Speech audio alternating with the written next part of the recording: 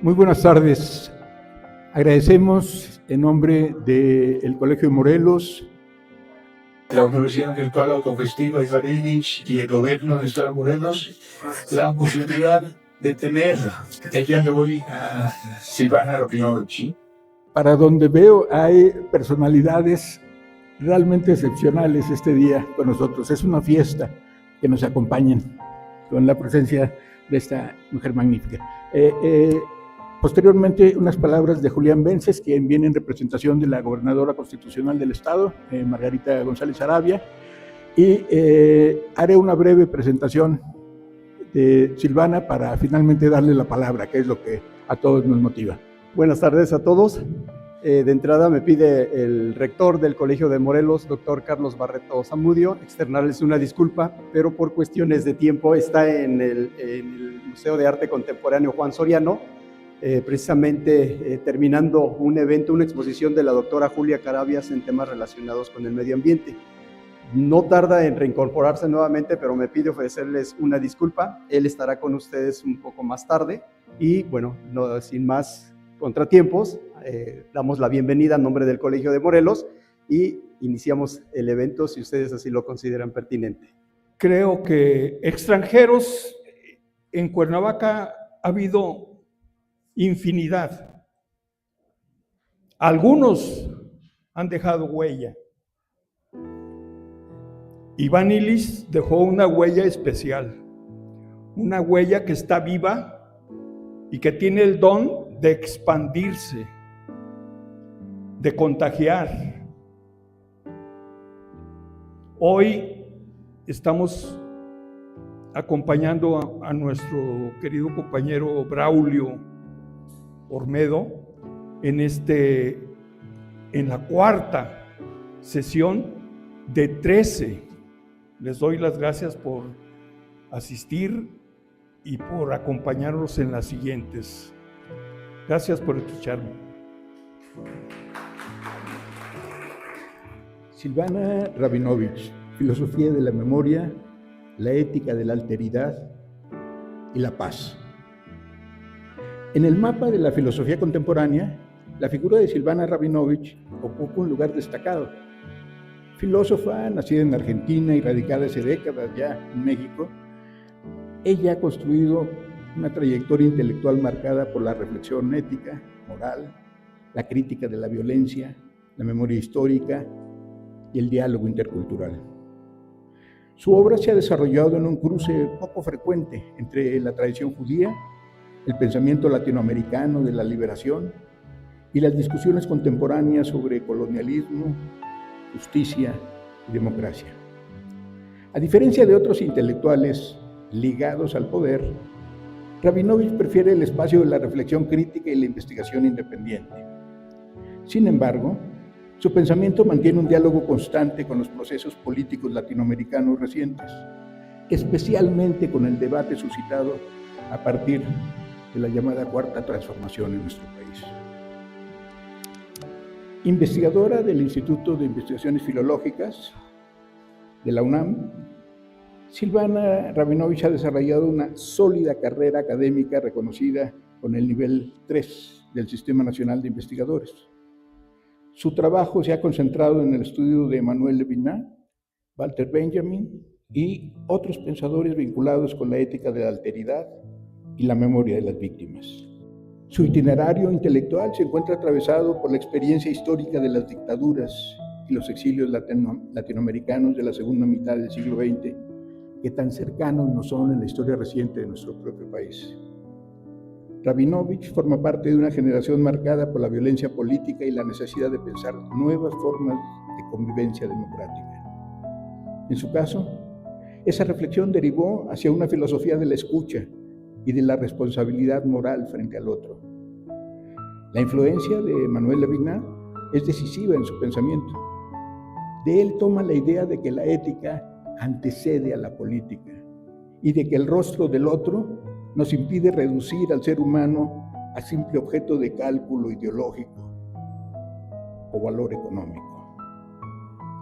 Esa perspectiva la llevó a reflexionar críticamente sobre las violencias del capitalismo contemporáneo, pero también sobre las derivas autoritarias de ciertos proyectos emancipatorios.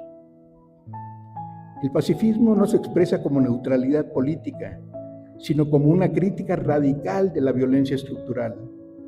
Rabinovich ha insistido en que la paz no consiste únicamente en la ausencia de guerra, sino en la construcción de relaciones sociales basadas en la dignidad, la justicia y la memoria histórica.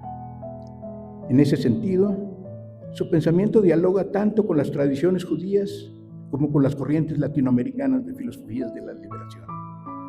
Es en este punto que su trayectoria se cruza con la obra de su paisano y colega, Enrique Dussel, quien desarrolló una crítica estructural del eurocentrismo y del sistema mundo moderno. Rabinovich, por su parte, incorporó a esa crítica la dimensión ética de la memoria y de la alteridad. Aunque pertenecen a generaciones diferentes, existe una evidente afinidad entre ambos. Dussel colocó en el centro de su obra la liberación de los oprimidos y la construcción de una política emancipadora desde América Latina. Rabinovich ha complementado esa mirada con una sensibilidad filosófica enfocada en la escucha del sufrimiento y en la responsabilidad frente al otro, vulnerable.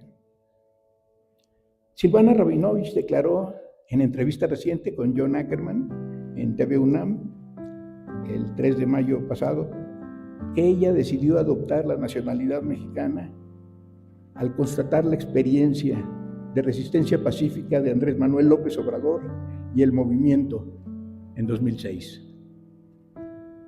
Aunque su relación con el poder se ha mantenido en una postura más crítica que orgánica, sin embargo, no adopta un entusiasmo incondicional. Su tradición filosófica, afortunadamente, le permite mantener una posición crítica permanente. Hoy dictará para nosotros la conferencia Iván Illich, un pensador necesario para entender la trama teológico, política y belicista de nuestro tiempo. En el marco de la conmemoración del centenario del nacimiento de Monseñor Illich, nuestro profeta de Ocotepec. Con ustedes, Silvana Rabinovich. Muchas gracias. Ojalá pudiera haber sillas para las personas que están paradas. No sé si se pueda conseguir sillas para las personas que están paradas.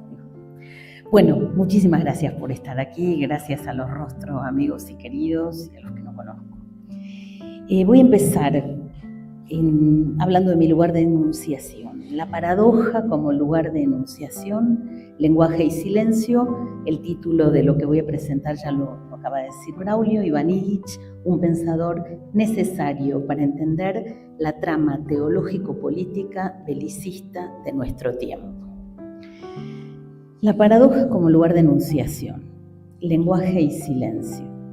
Asumo públicamente en este instante, mientras se sigue perpetrando un genocidio que se pretende haber pacificado, aunque se demuestra imparable, mi lugar de enunciación, el único que encuentro viable, la paradoja. No solo porque en el ambiente discursivo viciado de mentiras, que trae a la memoria aquel texto de Alexandre Coiré de 1943, Reflexiones sobre la mentira, cualquier palabra veraz queda sofocada por el zumbido agudo y continuo de los drones. Son palabras en tiempos de genocidio. Recordemos a Coiré. Nunca se ha mentido tanto. En efecto, día tras día, hora tras hora, minuto tras minuto, oleadas de mentiras se vierten sobre el mundo. La palabra, el escrito, el diario, la radio, todo el progreso técnico está puesto al servicio de la mentira. El hombre moderno, también ahí pensamos en el hombre totalitario, se baña en la mentira, respira mentira, está sometido a la mentira en todos los instantes de su vida. Hasta aquí Coiré. Profundizo aquí la paradoja porque empezaré citando y terminaré glosando un escrito de Iván Illich, leído y distribuido por el autor el 9 de junio de 1983, donde propone la observancia del silencio ante el genocidio. Claro está que no es un llamado al silencio cómplice, sino un ejercicio superlativo de la responsabilidad por el otro. Su fuente de inspiración es una manifestación silenciosa semanal de jóvenes alemanes contra las armas nucleares. Cito el texto de Illich. Yo también decidí observar el silencio, porque nunca entraré en un debate sobre el genocidio, porque los proyectiles nucleares no son armas, su única finalidad es el exterminio del hombre. Porque el despliegue de los proyectiles nucleares quita todo sentido tanto a la paz como a la guerra. Porque aquí el silencio es más elocuente que la palabra. Porque al debatir las condiciones en las que se renegaría del uso de esos proyectiles, cometo un crimen. Porque la disuasión nuclear es una locura. Porque rehúso amenazar a los otros con mi suicidio.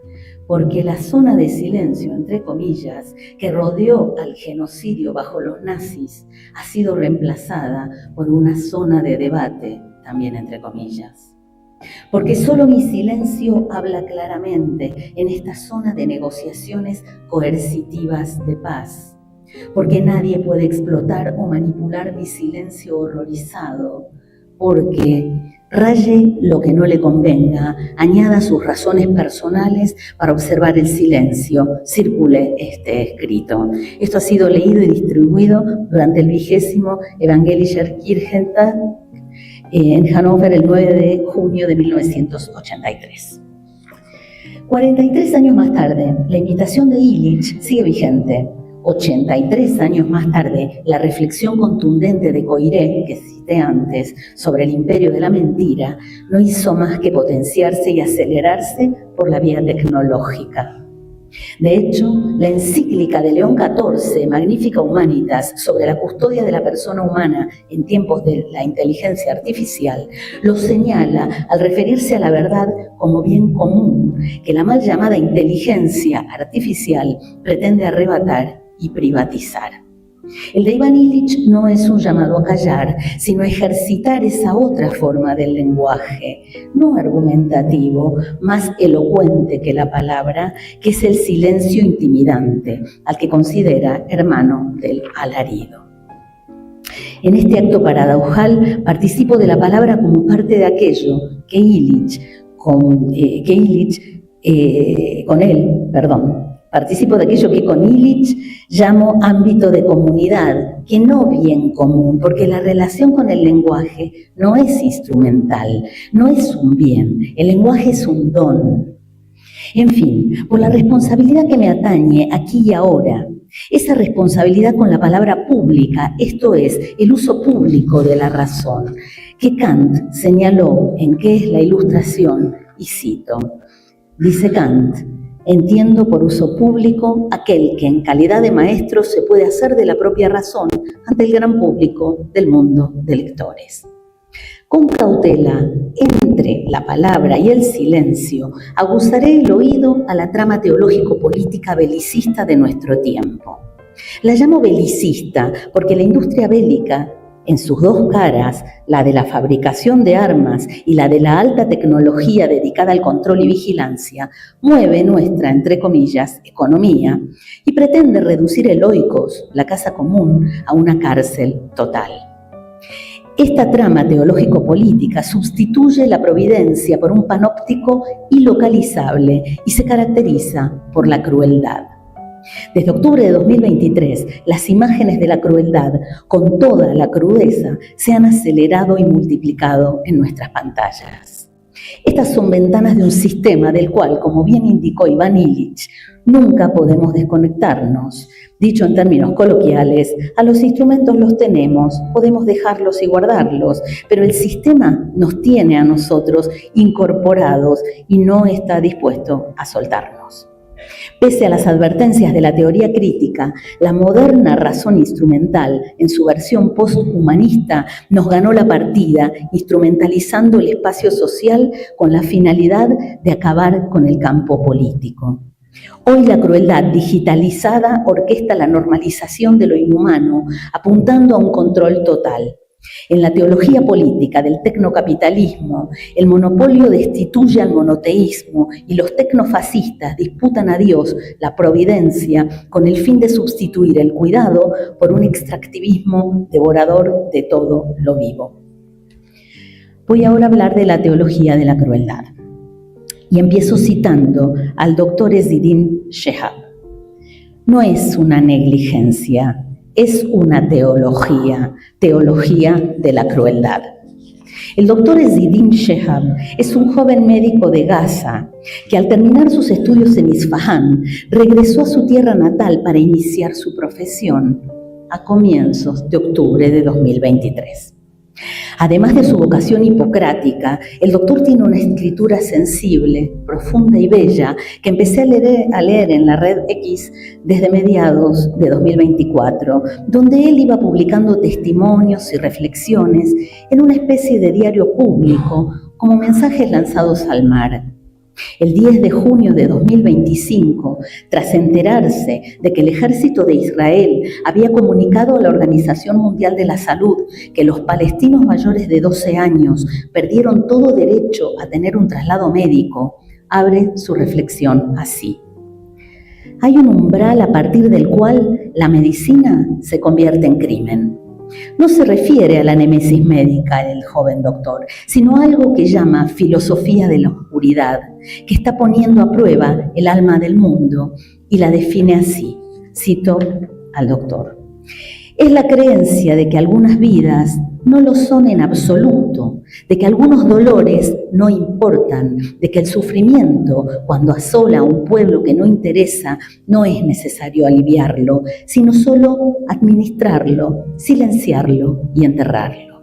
Y aquí viene la parte que rima con la enseñanza de Illich. Sigo la cita. Lo que ocurre aquí no obedece a la locura, sino al orden. Y ese es el horror. No hay gritos, no hay llamas, no hay caos, solo el terso silencio de las derivaciones denegadas, la precisión del papeleo y el silencio perfecto de los niños para los que no llegó ninguna ambulancia. Y el mundo lo mira. Hay quien cuenta los muertos, otros cuentan los votos. Pero nadie cuenta los invisibles que mueren, las personas que se pudren en salas sin luz, sin morfina, sin salida. El horror se despliega en el orden burocráticamente administrado que muestra su rostro más siniestro, el fantasma de una sociedad de servicios que radicaliza su gramática eufemística hasta volverse pura teología de la crueldad, que desde su experiencia el doctor caracteriza como un ritual del abandono, sacramento de la indiferencia. Desde Gaza, el joven médico devuelve a Iván Illich el corazón más crudo de la trama teológico-política del genocidio, esto es, el entierro del buen samaritano en el cual atesoraba su esperanza. En cuanto a la crueldad, siguiendo al filósofo Serge Margel, la distinguiré de la violencia por dos características. La primera, la violencia provoca sufrimiento en el otro como un medio para obtener un fin, mientras que la crueldad se practica como un fin en sí misma. Y segundo, la crueldad requiere un intercambio de conciencias del dolor infligido. Según Margel, en una versión descarnada de la dialéctica hegeliana del amo y el esclavo, no basta con infligir un tormento a la víctima. El victimario requiere comprobar que ésta tiene conciencia del padecimiento. Así, la conciencia del sufrimiento por parte de la víctima produce el goce del victimario en tanto reconocimiento de su poder sobre la vida y la muerte. Hay un resto humano en la conciencia que cierra el círculo perverso, umbral de deshumanización. Encantada. Cito al filósofo Serge Margel. A decir verdad, ni el verdugo ni la víctima son sujetos, sino posturas de subyugación política cuyo instrumento oculto es la crueldad. En este sentido, esta última fabrica, construye, elabora diferentes tipos de postura mediante la subyugación del individuo, de un grupo o una comunidad completa. Hasta aquí Margel.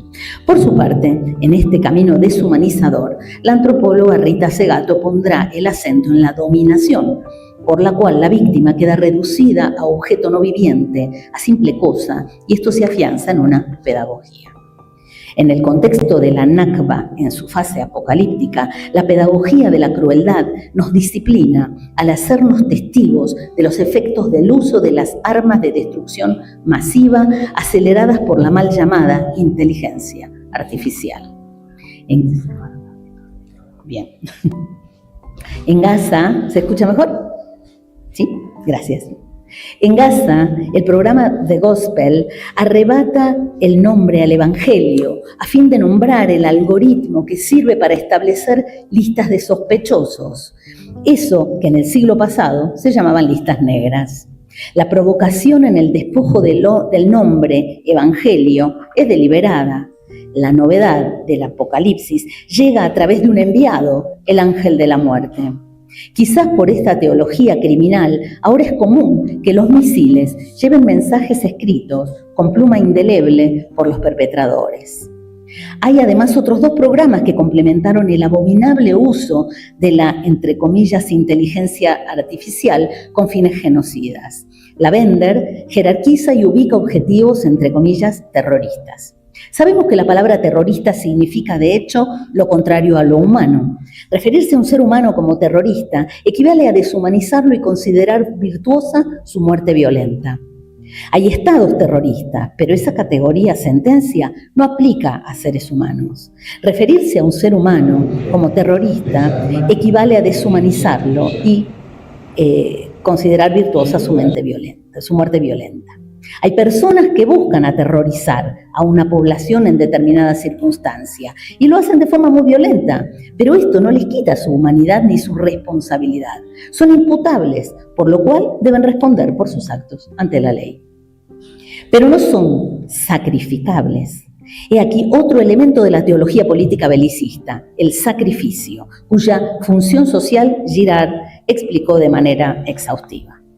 Por último, el programa Where's Daddy? ¿Dónde está papá?, que usa el localizador de los teléfonos móviles para ubicarlos en sus hogares, funge como licencia para multiplicar aquello que hasta hace poco se nombraba con cierto pudor daños colaterales.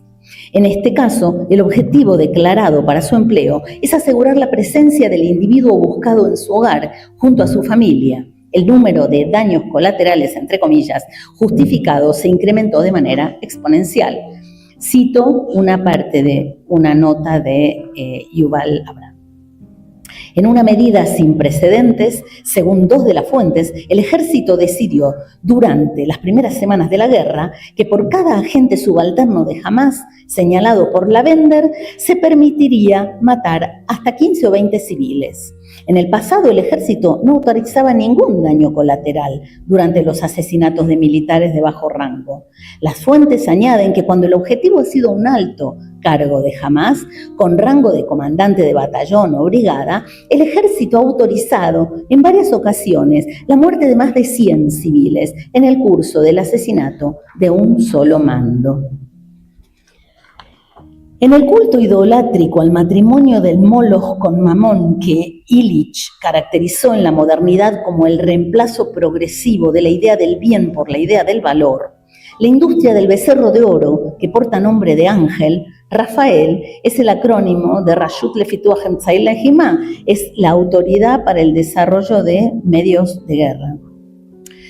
Rafael, ¿sí?, redacta el credo. Y, como mostró con claridad el historiador israelí Amnon Raz Krakowski, tiene por ahora en la central nuclear de Dimona al sustituto del templo. Volviendo a Margel, el ritual de la crueldad se reduce al puro medio que distorsiona la conciencia. Cito, inteligir su desgracia, ser consciente de sus dolores, a diferencia de un contenido mental ordinario como un miedo, un deseo o una creencia. La conciencia no es tan irreflexiva, no debe definirse como una reflexión sobre el sufrimiento, sino como un encarcelamiento en el sufrimiento. Hasta aquí la cita. El encadenamiento de la víctima al dolor activa el goce del victimario en el culto a la dominación. Los 3 programas de, entre comillas, inteligencia artificial constituyen la didáctica que ejecuta la pedagogía de la crueldad sobre más de 2 millones de personas simultáneamente. A su vez, dicha pedagogía de la crueldad urde la trama teológico-política del genocidio que inició y sigue vigente en Gaza mientras busca extenderse en la región y también en nuestro continente. En 1966, en pleno desastre de Vietnam, la voz profética del rabino Abraham Yoshua Heschel se hizo oír con nitidez. Cito a Heschel: «No hay nada tan vil como la arrogancia de la mentalidad militar. De todas las plagas que azotan al mundo, de todos los males, el militarismo es el peor. La creencia de que la guerra es la respuesta a los problemas humanos». La teología política belicista, con su brazo tecnológico, pretende haber sometido al único soberano del mundo, aquel que garantiza la dignidad de la vida, para decirlo con las palabras proféticas del joven médico de Gaza. Voy a citar otra vez al doctor Ezzedine Shehab: «Aquí, en Gaza, aprendes que en la guerra lo primero que perece no es la verdad. No, la verdad, como una fiebre persistente, aguanta, se encoleriza, hinca sus zarpas en los pulmones de la conciencia. No, lo primero que muere es la dignidad, la callada e incorruptible dignidad del hombre que quiso creer que tenía un nombre, un propósito en la vida, un plato en la mesa de la humanidad». Esta parte la llamé Iván Ilich profeta en tiempos de crueldad. Por muchas razones, y hace varios años sostengo que Iván Ilich es más que un sabio, es un profeta. No tanto por la capacidad de predecir, que como vemos la tuvo, sino porque esa palabra proferida a todos los tiempos a la vez, a un presente preñado de pretérito y porvenir, tocó las cuerdas más sensibles de la justicia y fue el diapasón que dio el tono para poder interpretar la trama teológico-política de hoy, signada por el pánico ante la vulnerabilidad que induce a la aniquilación masiva a distancia, una industria teletécnica de la muerte. Pero ¿cómo explica este proceso de corrupción de lo mejor hacia lo peor? Una de las claves está en la mirada, y en esta reflexión el profeta apunta a corregir el error de creer, por ejemplo, que el genocidio en Palestina es el corolario de un conflicto religioso milenario irresoluble. Cito a Illich: «Hasta donde entiendo, la prohibición de imágenes en el judaísmo y el islam es un intento de impedir que el rostro se convierta en una imagen, para que mi mirada no sea la de un fotógrafo que fija una imagen, sino una forma de permanecer constantemente vulnerable ante aquello que, al mirarte en la carne, se me revela de mí mismo. Me invita a despojarme implacablemente de las ilusiones, consuelos y caprichos que me hacen posible vivir conmigo mismo en este momento y más bien buscarme y hallarme en lo que encuentro a través de tu mirada. Actualmente, la mirada se concibe como la de una videocámara. La vista satelital del planeta se puede considerar una visión real, como si fuera un posible punto de vista humano». Hasta aquí Illich. Desde que el primer libro de Samuel advirtió acerca de los peligros que la monarquía representaría para una sociedad, cada rey bíblico ha tenido que soportar las afrentas de algún profeta. En un mundo que tiene a Dios secuestrado, los tecnofaraones se enfrentan a Iván Ilich. La cita continúa, retomo la última parte. Actualmente, dice Illich, la mirada se concibe como la de una videocámara, la vista satelital del planeta se puede considerar una visión real, como si fuera un posible punto de vista humano. La gente puede aprender a reconocer esos productos de la imaginación, como la representación visual de cantidades o el así llamado genoma con toda su carga de mandato y control. Al habituarnos a ello, perdemos cotidianamente el hábito de posar la mirada sobre lo que realmente aparece ante nuestros ojos. Por tanto, la iconosepsis combinada con la mirada y mentalidad del desierto de judíos y musulmanes, no te harás imagen alguna, siguen siendo complementos necesarios del desafío extraordinario que llega con la expansión del amor que la encarnación hizo posible. Y a través de mi creencia en la encarnación, porque esa posibilidad está mortalmente amenazada, pues los niños están aprendiendo en las escuelas a entender y utilizar sus ojos como videocámaras. Hasta aquí Illich.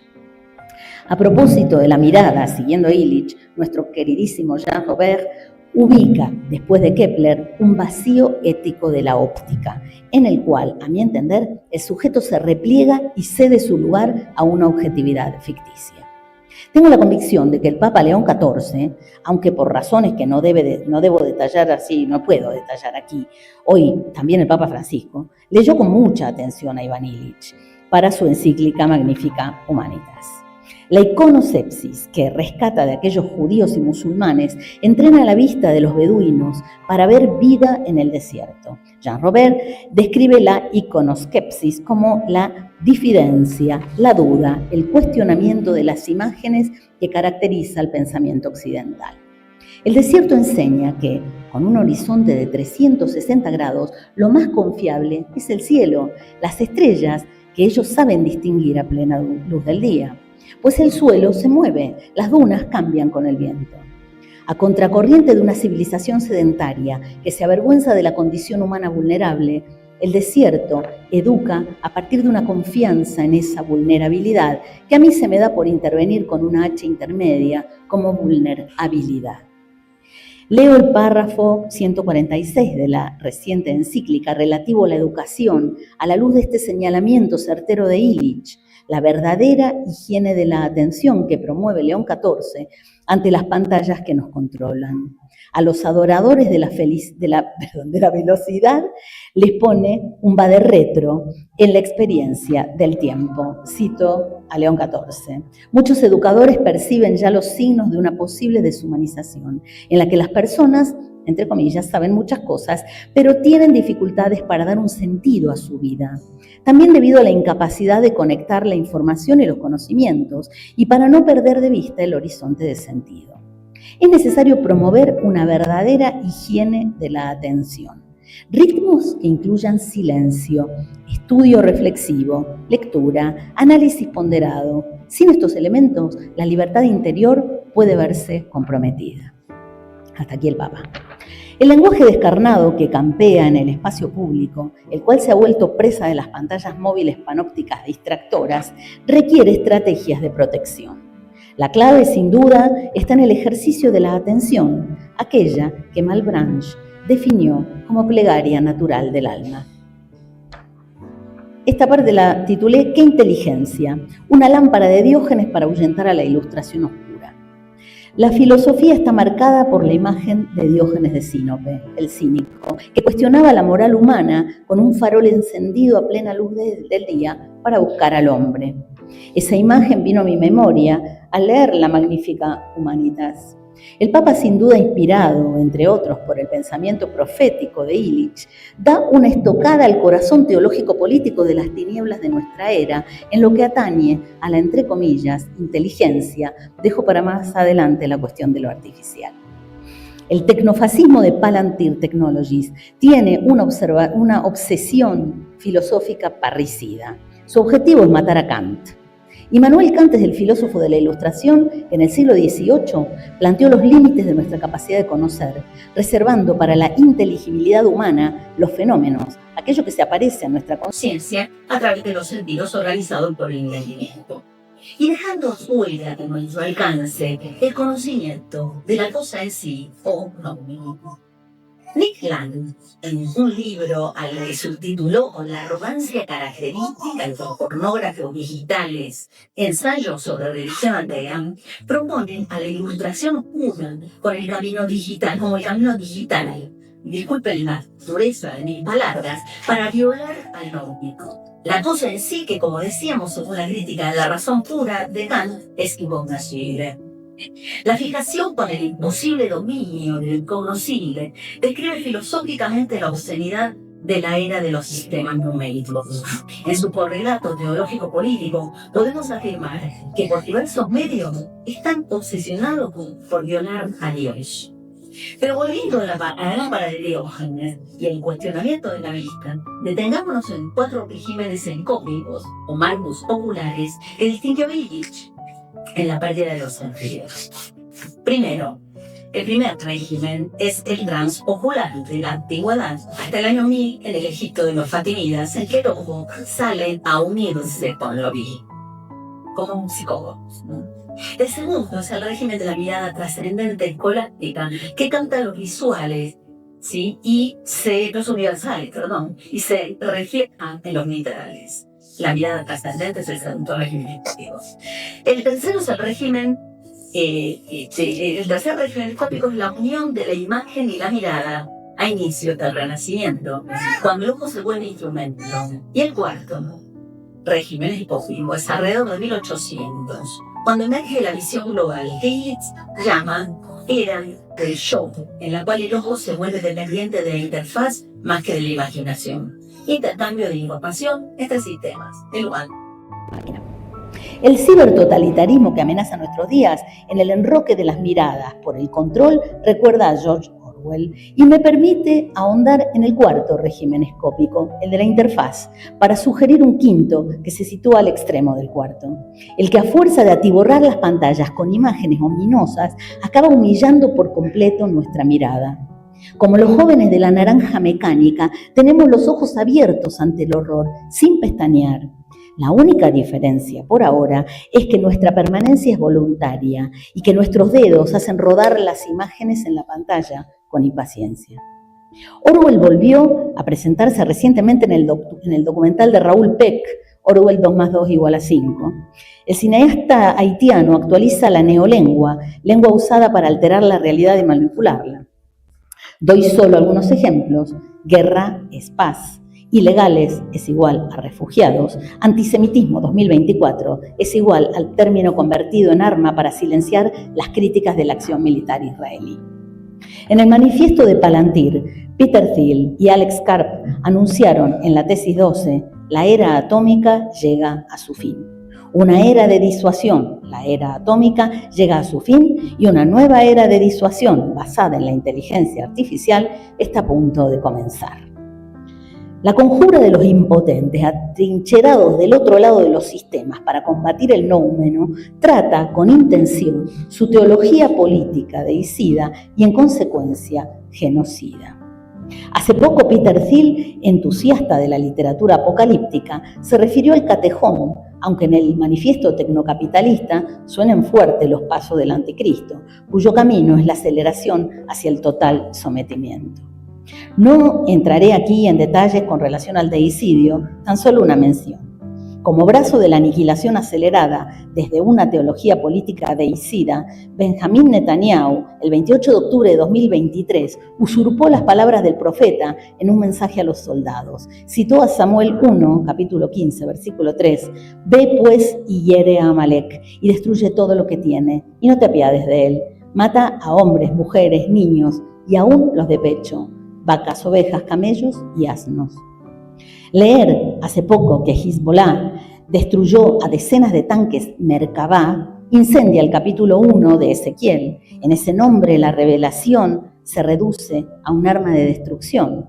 Llevo 2 décadas enlistando las figuras bíblicas al servicio del militarismo israelí. Obsesionados por, entre comillas, inteligir el ámbito nouménico, los oscuros ilustrados proveen técnicamente la expansión del colonialismo genocida. No en vano, la primera vez que el Instituto para la Política Judía, encargado era el profesor Yedidia Stern, renombró a esta etapa del genocidio en Gaza, él la bautizó Breshit, Génesis, cuyo primer paso consiste en perpetrar la aniquilación de la vida. Para que haya creatio ex nihilo, antes es preciso destruir. La creación con minúsculas de artefactos para aniquilar la vida y propiciar en el futuro el símil de una creación con mayúsculas nos invita a detenernos en el segundo término de la inteligencia artificial, el adjetivo artificial. Esta parte la titulé En torno a lo artificial, el enrarecimiento de la tierra y del lenguaje. Hace tiempo que los medios nos asedian con una expresión que por más que se vista de científica seda, colonial queda. Se trata de las tan mentadas tierras raras. Sí, es un término mineralógico, pero la ciencia y el militarismo colonial están mucho más emparentados de lo que quieren que creamos. El descubrimiento, entre comillas, se atribuye en la segunda mitad del siglo XVIII al químico y teniente de artillería sueco Carl Axel Arrhenius. Ni tierras, ¿sí?, son metales puros, ni raras, las hay en abundancia, porque no es fácil extraerlas en estado puro. Estos elementos están hoy en el foco de la codicia colonial de nuestros días. Su mención frecuente por parte de Donald Trump las revela como ariete de un imperio en decadencia que las expolia con el fin de alimentar al insaciable minotauro devorador de inteligencia. La necroeconomía de la oscura inteligencia, entre comillas, se alimenta del despojo territorial que está dando otro giro al colonialismo, dejando atrás la simulada independencia formal del orden neocolonial. El colonialismo trumponetaniano apunta a la guerra total para desfondar por completo el subsuelo. En este contexto, desde una perspectiva descolonial, la palabra profética del poeta palestino Mahmoud Darwish, a través de la voz del indio, describe la era de lo artificial. Cito una parte del poema. Pronto construirán su mundo sobre el nuestro y sus caminos irrumpirán por nuestros cementerios hacia una luna artificial. Esta es la era de lo artificial. Esta es la era de los metales. De un pedazo de carbón emergerá la champaña de los fuertes. Hay muertos y colonias, muertos y excavadoras, y muertos y hospitales, y muertos y pantallas de radar que capturan el número de muertos que mueren más de una vez en la vida, que viven después de la muerte, y muertos que crían la bestia de las civilizaciones con muerte, y muertos muriendo para llevar cargando la tierra sobre sus restos. ¿A dónde, Señor de los blancos, estás llevando a mi pueblo y al tuyo? ¿A qué abismo está llevando a la tierra este robot armado con aviones y portaaviones? ¿A qué ancho abismo están subiendo? Para ustedes lo que quieran, una nueva Roma, la Esparta de la tecnología y la ideología de la locura. Hasta aquí Darwish, los invito a seguir leyendo en otro lado. Así como la tierra es de quien la trabaja, la lengua es de quien la habla. Solo que ese es de no significa apropiación, sino habitación simbiótica. Una experiencia que se dice en diferentes lenguas. Illich lo llama ámbito de comunidad, commons, communón. En árabe se llama musha'a. A esta última se refiere el indio palestino. Propongo, para honrar lo común en el lenguaje, que son las palabras y también los silencios que las separan, la puntuación, los tonos y los ritmos, terminar glosando el texto Invitación de Illich a la observancia del silencio. Algunas glosas. Yo también decidí observar el silencio. Destaco en esta primera declaración la observancia como el cumplimiento religioso de un mandato. Segundo, porque nunca entraré en un debate sobre el genocidio, dice Illich. Efectivamente, sería inmoral debatir y pretender objetividad y ecuanimidad ante lo inconmensurable de un genocidio. Aceptar debatirlo es caer en la trampa de un escenario en el que la vida no se considera un don, sino un valor ganado. Equivaldría a profanar lo más sagrado, que es el don de la vida, bajo la pretensión de clasificar y administrar. Dice Illich, la máquina genocida es otro de esos conceptos a los que los lógicos atribuyen un estatuto epistemológico extraordinario. Un genocidio es aquello que el filósofo Günther Anders, en la tesis 11 para la era atómica, describe como supraliminal.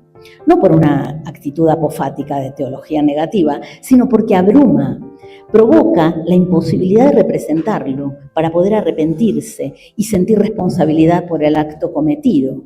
Hay un abismo entre la capacidad de producir y ejecutar y la de concebir sus efectos. Dice Anders, entre más amplio es el abismo, tanto más débil es el mecanismo de frenado.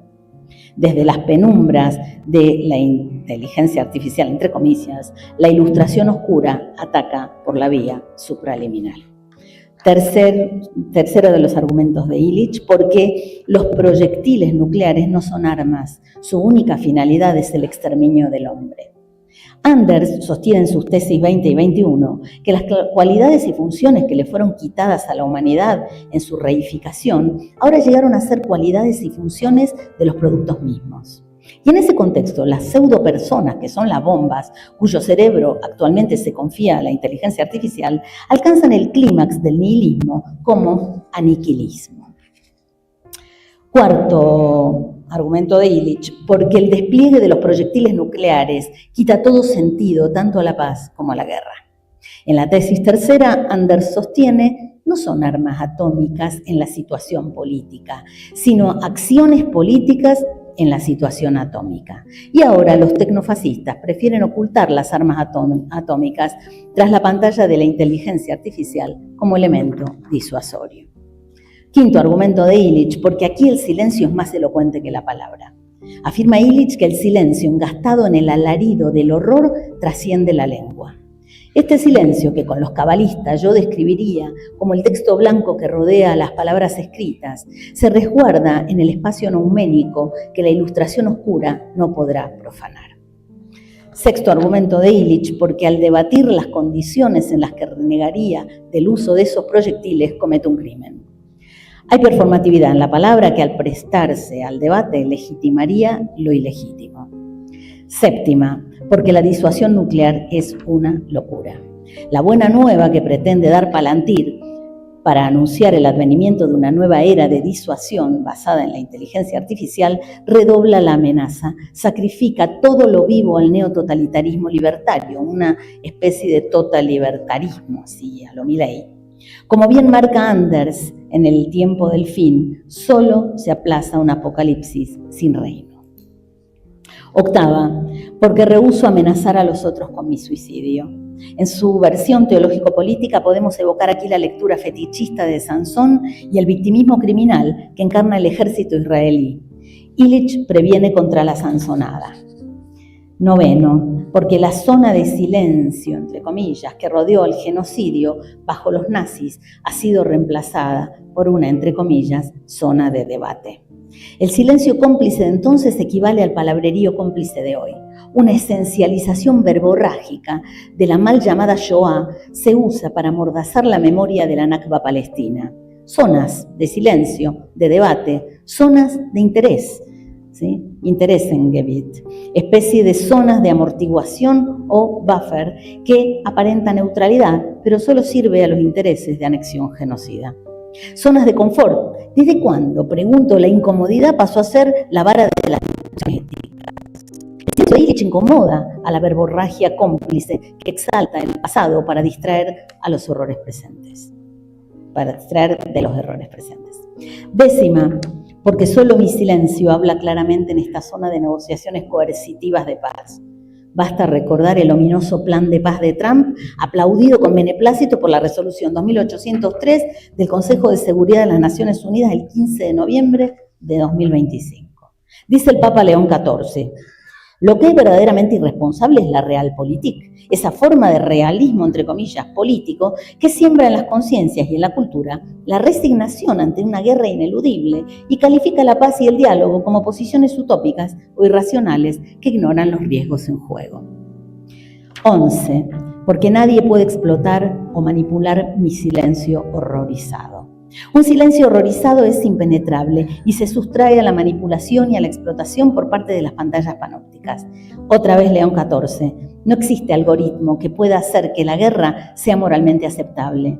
La inteligencia artificial, dice el Papa, libera al conflicto de su intrínseca inhumanidad. Solo puede hacerlo más rápido e impersonal, bajando el umbral del recurso a la violencia y transformando la defensa en previsión operativa, con las víctimas reducidas a datos. Así nos acostumbra a la idea de que la violencia es inevitable y solo debe optimizarse. Por último, raye lo que no le convenga, añada sus razones personales para observar el silencio, circula este escrito. Pasaron 43 años desde ese posicionamiento illichiano. La mal llamada inteligencia artificial busca arrebatarnos el lenguaje y no dejar escondite alguno para el silencio. Hace unos días, el profesor William Robinson publicó en el diario sobre el mal llamado Consejo de Paz, al que corrigió como Consejo de Genocidio. Cito: Gaza fue la primera guerra de inteligencia artificial del siglo XXI, un genocidio algorítmico. Si el trumpismo global se sale con la suya, Gaza se convertirá en el banco de pruebas donde las clases dominantes subyugarán mediante el autoritarismo tecnocrático la sangre y el capital. Mientras tanto, los palestinos continuarán resistiendo, tal como lo han hecho durante más de un siglo. Hasta aquí el profesor Robinson. Hemos recorrido aquí parte de una trama teológico-política belicista de nuestro tiempo. Una teología de la crueldad, caracterizada por el ritual del abandono, el sacramento de la indiferencia, el sacrificio de las vidas que no se consideran meritorias. Un brazo tecnológico que la ejecuta, que sustituye a la providencia por el panóptico, al monoteísmo por el monopolio tecnocapitalista y al evangelio por la eficiencia genocida. Filosóficamente, el deicidio se consuma en el noumenicidio. El tiempo del fin sustituye el fin de los tiempos para disputar la creación consumando el ex nihilo. Hoy, al genocidio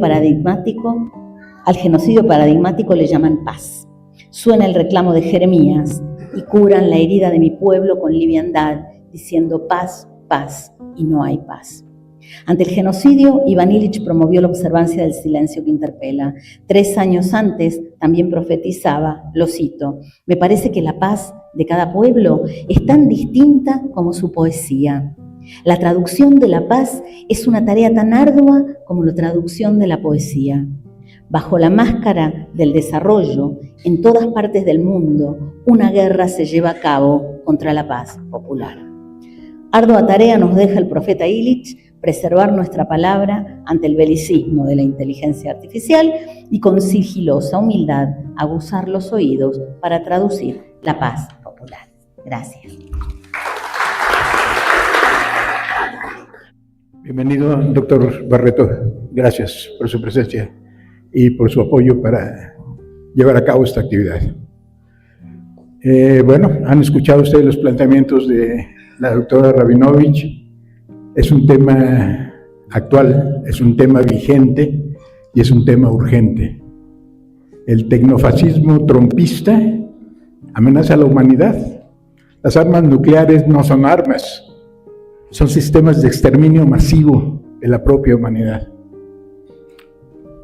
Corruptio optimi quod sea pessima, repetía Iván con frecuencia. La corrupción de lo mejor es lo peor.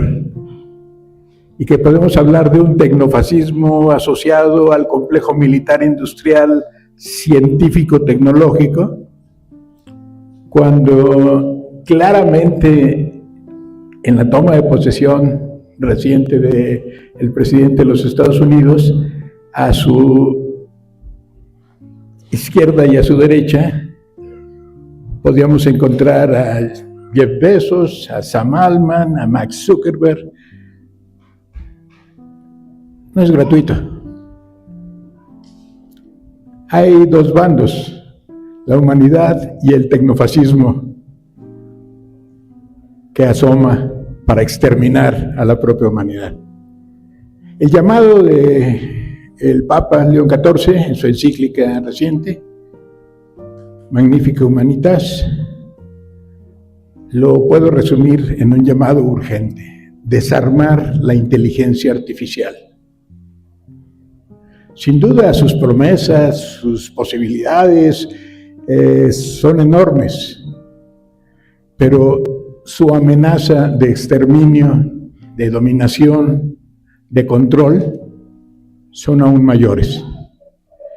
Yo quisiera aprovechar la presencia de todos ustedes, de verdad, reitero mi observación de hace rato. Creo que difícilmente se podría encontrar un público más especialmente dotado para conversar esta tarde con Silvana, de manera que les daré la palabra a ustedes para sus preguntas, sus comentarios, para poder afinar entre todos esta cruzada contra el progreso tecnofascista que me recuerda, simplemente para concluir mi intervención, ese aforismo de Nietzsche en El crepúsculo de los ídolos: no es posible, es menester avanzar paso a paso, adelantando en la decadencia.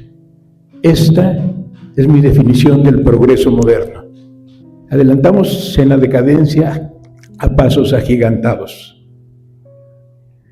Y hasta le ponemos caritas con sonrisas a nuestras posts y a nuestras intervenciones en las redes públicas, justamente como buenos clientes de este lobby tecnofascista que ha sido señalado por la presentación de la doctora Rabinovich. Así que, sin más extenderme, por favor, ¿quién de ustedes quiere iniciar la conversación, las preguntas? Sí, ahí atrás.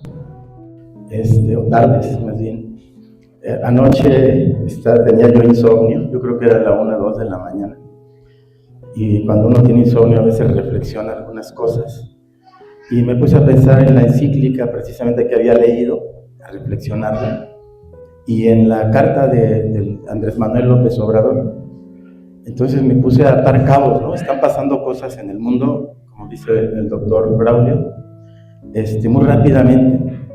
Y después de analizar lo que está pasando, tan complejo, tan difícil, y yo decía, bueno, ¿qué vamos a hacer ante esta barbarie, ¿no? Ante esta situación? Y lo que veo ahora, pues me da la respuesta. Me da muchísimo gusto ver el auditorio lleno, ver muchas personas que están haciendo algo realmente por generar conciencia, por provocar un cambio, por darnos cuenta de nuestra propia realidad. Y bueno, pues siempre generar un vínculo, porque hay un vínculo entre el patrimonio, entre arquitectura, sociedad, cultura, economía, política, etcétera. Son cuestiones complejas que requieren de un pensamiento humanista. Yo creo que ante la inteligencia artificial, el pensamiento crítico, el humanismo y la ética son fundamentales. Entonces, aquí he obtenido muchas respuestas y creo que hay mucho trabajo por hacer, pero hay que seguir generando vínculos. He tenido la oportunidad de buscar también esa interpretación con un trabajo de investigación que estoy realizando acerca de la interpretación simbólica con el doctor Mauricio Belchot, precisamente ahí en Filológicas, y eso me ha dado oportunidad de pues, ampliar el panorama, pero ante esta situación que él habla del impasse de la filosofía, creo que es un impasse general de la sociedad, ¿no? Y desgraciadamente muchas veces es la hipocresía la que se impone en muchos lados, pero creo que este tipo de eventos, gracias al doctor Braulio y a todos los que están ahí, por la oportunidad de dialogar y de que entre todos pues generemos esa conciencia y a partir de ella pues un posible cambio. Gracias. Bueno, y Eilish, pues no digo más porque finalmente tengo mucho tiempo siguiéndolo y siempre lo cito en casi cualquier área porque está constantemente presente. Gracias. Hola, gracias por la plática. Una pregunta muy precisa, concreta. Bueno, parece ser que la inteligencia artificial llegó para quedarse desde algún punto de vista cada vez más incrustada en nuestra vida cotidiana, ¿no es cierto? Entonces, desde ese punto de vista, es decir, ante lo que parece la inevitabilidad de una aparente convivencia, no sé por cuánto tiempo, quizás ya por siempre, de la inteligencia artificial,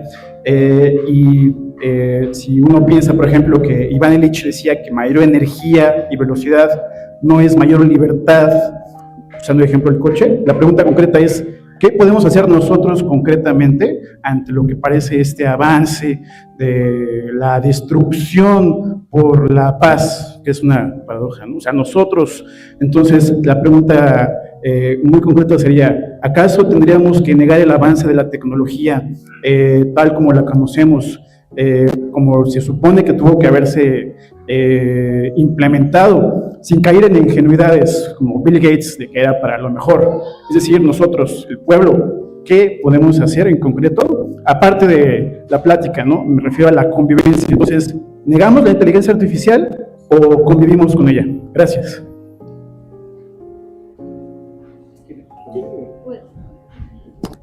Bueno, yo respuesta, sí, como solución no tengo, pero me parece que todo instrumento de dominación hegemónico ha tenido sus usos contrahegemónicos. Y eso es lo que nosotros vamos a tener que desarrollar, porque obviamente es cierto, llegó para que va a darse, llegó con un grito de guerra, además, y de dominación, en eso no esconde ningún tipo de...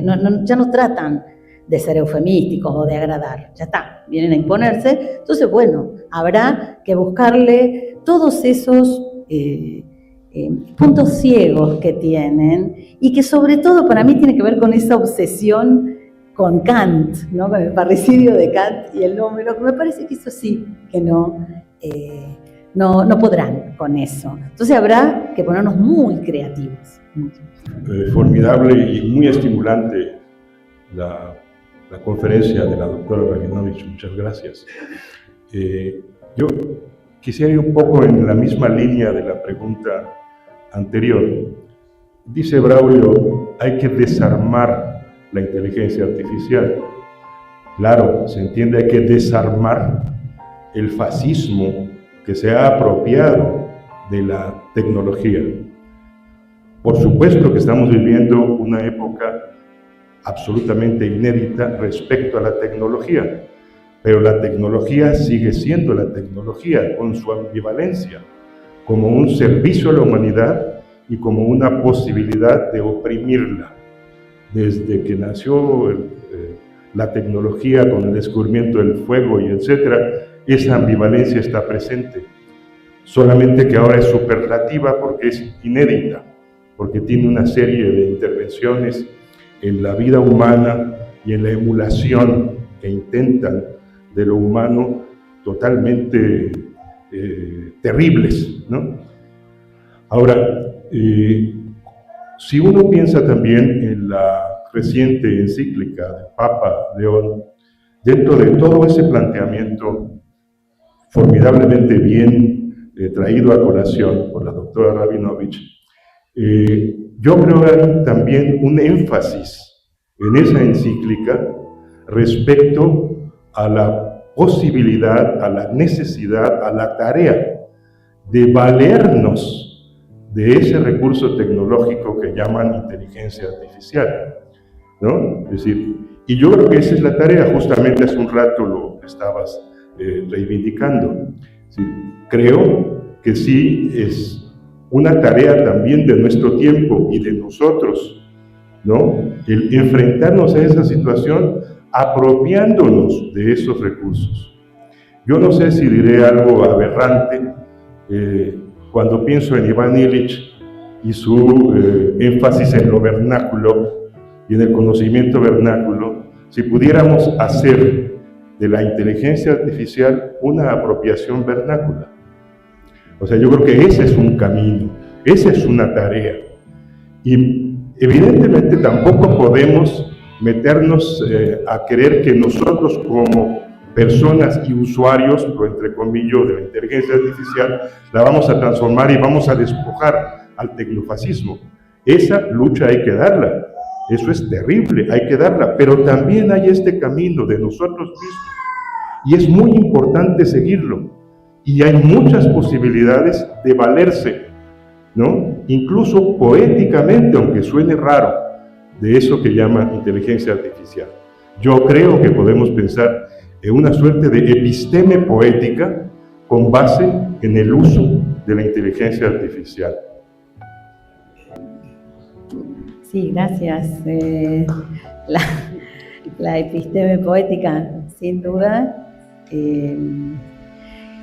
A condición de eso que, o sea, ellos parten de la idea de que nosotros poseemos la lengua, que ellos pueden dominar la lengua. Y por eso a mí me gusta ponerle la H a la palabra vulnerabilidad, que es hacer una habilidad, ¿sí?, de esa condición nuestra frágil y decir, no poseemos a la lengua, es un don, ¿sí?, en el que estamos y habitamos, pero no es, o sea, no se puede subir al caballo del enemigo para combatirlo, eso lo sabemos. Entonces, esa transformación que está proponiendo usted, epistemológico-poética, ¿sí? Que tiene, pongo el énfasis en el poiein, que es el hacer, ¿no? De la palabra, creo que sí, siempre que no perdamos de vista, porque encandila tanto, ¿no? Es tan potente como encandila y ensordece, que hay que estar muy atento a de qué manera conservamos y atesoramos la vulnerabilidad, ¿sí? Para no caer en eso que nos quiere llevar, porque ahí nos domina. Sí, pero es verdad, acá está, y va a haber que hacer algo. Gracias. Yo soy hombre del siglo pasado, como la mayor parte de los que estamos en este salón. Es importante que nosotros como generación defendamos lo presencial. Yo lo hago a nivel individual, en la familia, con los amigos, tratando de que no sean reuniones virtuales para que nos pongamos de acuerdo en algo. A veces lo utilizamos, claro, pero hay veces que necesitamos sentir al ser humano que está enfrente de nosotros, que creo que son algunas de las enseñanzas que nos deja Iván Illich, la convivencialidad. Dentro de esto, quiero sugerir algunas cosas prácticas. Yo soy gente de teatro, que también es algo muy práctico. Entonces yo sugiero que el pensamiento de Illich rompa las barreras de la academia para que sea un lenguaje bajado a lo superficial del pensamiento general de la población, porque estamos en una etapa crucial. Entonces, la edición del pensamiento en cosas no solamente económicamente accesibles para el pueblo, sino pienso en el nivel práctico de un módulo en el Zócalo de Cuernavaca para platicar con la gente, difundiendo el pensamiento de Iván Illich. Claro, usar las redes sociales para los jóvenes o para la gente que lo está usando, pero es usar el mismo medio que estamos tratando de detener. La inteligencia artificial se sirve mucho del lenguaje superficial. Necesitamos aumentar el vocabulario de las personas comunes y creo que se podrían encontrar algunos medios para encontrar a las personas correctas para hacer ediciones especiales de su pensamiento, para difundirlas a nivel práctico en comunidades. Y usando el tiempo, el conocimiento que tengo del tiempo en que estuvo Iván Illich aquí en Cuernavaca, tratar de llegar a las comunidades, a los grupos de base, a nivel de iglesia que nos propuso don Sergio Méndez Arceo. Seguir esa propuesta de organización popular creo que es muy importante, no solo a nivel académico, a nivel de conocimiento especializado, que se podría decir, porque yo he hablado con mucha gente que se dedica a participar socialmente, que tiene la preparación universitaria y no conocen a Iván Illich, ni siquiera por nombre. Eso es realmente patético, dramático. Fundamental romper esa ignorancia que tenemos a nivel general de sociedad para poder difundir el legado que nos deja este maestro. Yo les agradezco esta reunión y ojalá y se siga usando este espacio que a veces está inusado para este tipo de cosas. Gracias.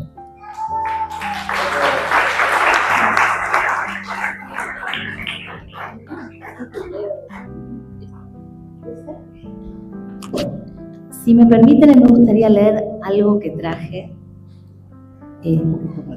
Sí, este es el libro del doctor Ezidin Shehab, Él escribe de abajo, es el médico joven que su práctica la empezó en octubre del 2023 en Gaza. Voy a leerles lo que él escribió el 21 de agosto de 2025, porque eso también nos permite ver este intento que hice yo aquí de pensar esta teología política que nos tiene en vilo. 21 de agosto de 2025. Escribo estas líneas no como médico, ni como hijo, sino como hombre. Las escribo como alguien que ha descendido a las entrañas del infierno y ha regresado no con profecías, sino con un silencio en la garganta y sangre bajo las uñas. Lo que vais a leer no es un mensaje, es una confesión, un llamamiento, el acta de nuestro descenso. Y Dios me ayude, quizás, una plegaria final. Estamos atrapados en una espiral, en la gran rueda dentada de esta miseria que no gira por casualidad, sino por la mano del hombre. No es el destino lo que nos está matando de hambre, no es el cielo lo que nos bombardea, es la lógica de los poderosos, los rituales de la violencia, la fría aritmética de la geopolítica que ha convertido nuestras calles en un matadero. Cada mañana me despierto con el mismo pensamiento. ¿Se ha agotado la batería? No la mía. Yo hace tiempo que me quedé sin energía. La del móvil. Lo necesito con vida suficiente para volver a cargarlo en el hospital, para permanecer unido a algo, sea lo que sea, que me dé la ilusión de que todavía residimos con los vivos. No hay agua, no hay desayuno, no hay rutina. Solo tenemos un cubo de agua de mar con manchas de salitre donde antes hubo un lavamanos. Me lavo la cara no para limpiarla, sino para recordar que aún estoy hecho de carne y no de polvo. No como. Comemos una vez al día, si podemos. Guardamos las sobras para una comunión a mediodía. Arroz, lentejas, silencio. Llego al hospital y el doctor me recibe con un inventario de ausencias. Se terminaron los implantes ortopédicos, la prometacina, la certidumbre, la esperanza. Los suelos están rojos. Y esto es lo que me pregunto. ¿Nuestra sangre es roja? ¿Estamos hechos del mismo barro, del mismo dolor, del mismo aliento divino que animó los pulmones de Adán? Si es así, ¿por qué morimos como alimañas? ¿Por qué el hambre de un rehén remueve el alma de países enteros, mientras que los cuerpos esqueléticos de 2 millones de niños no suscitan más que incredulidad política? He perdido 15 kilos, mis huesos tienen nombre ahora, mis mejillas son grutas vaciadas. Los niños, Dios, los niños son irreconocibles. Ya no son niños. Y aún así dije libertad a los rehenes, hasta el último, sin condiciones, porque ninguna vida merece cambiar de manos como una moneda. Pero ahora os pregunto, no, os exijo saber, ¿quién luchará por nosotros? ¿Quién reclamará nuestra libertad frente a este monstruoso tribunal de fuego y hambre? Nosotros no votamos por la guerra, no provocamos este incendio, somos el pasto de estas llamas, nada más. Somos leña que alimenta el fuego de los titulares. Intenté escapar, supliqué, soborné, lloré como un niño, pero fracasé. Y ahora todo lo que queda es esto. Sigue con vida un día más en un sitio que ha sido diseñado para extinguir la vida misma. Esto para que veamos, como decía el compañero, desde abajo un poco esta cuestión del genocidio.